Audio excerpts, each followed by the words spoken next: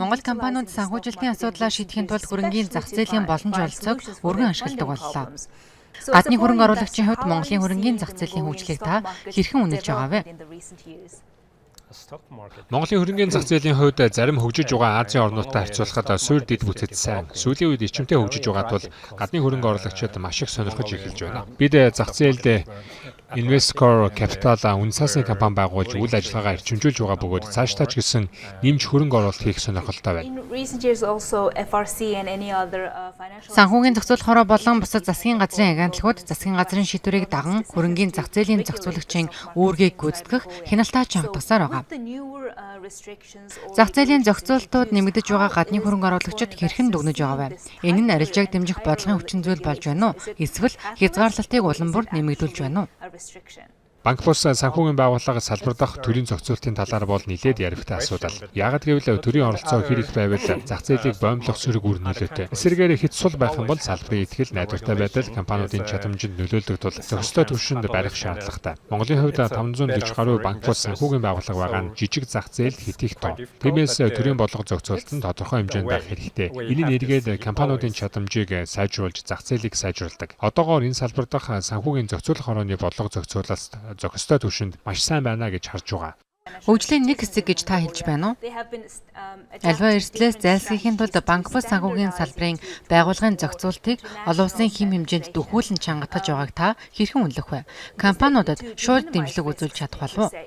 Банк бус санхүүгийн байгууллага зах зээл дэх ширүүн өрсөлдөөнд ялахын тулд энэ зах зээл олон тооны шинэ бүтээгдэхүүн үйлчилгээ менежментийн шинэлэг арга барил системийг нэвтрүүлж ажилласан бидний амжилтын гол нууц. Жишээлбэл хиймэл оюун ухаанд суурилсан кредит скоринг систем гэх мэт. Үүнийг бид цаашдаа ч гэсэндээ хадгалж бусад өсөлтчдөөсөө ялгарлыг бий болгох ёстой.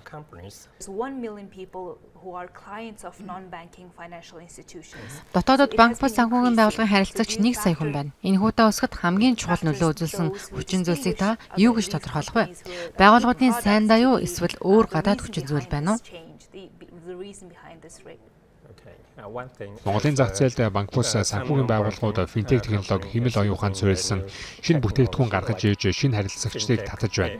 Нөгөө талаараа банкуудын зүгээс зээлийн зах зээлд ширүүн өрсөлдөөн өрнөж байгаа. Тиймээс банк бус санхүүгийн байгууллагууд чадамдаа сайжруулж хүүгээ тодорхой түвшинд бууруулж өсгөх шаардлагатай байна. Тиймээс бид энэ өрсөлдөөний нөхцөл шаардлагыг тооцоолж илүү сайн бүтээгдэхүүн үйлчлэгийг гаргаж ажиллах шаардлагатай болж байна. Миний асууж чадаагүй манай үзэгчдэд үн цэн өгөх заавал дуулгах мэдээ юу байна вэ?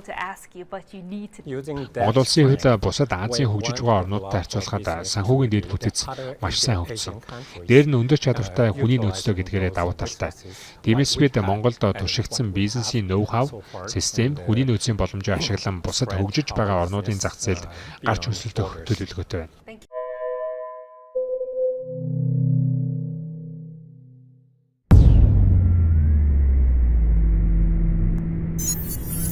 Инновац 2050 зөвхөн Bloomberg телевизээр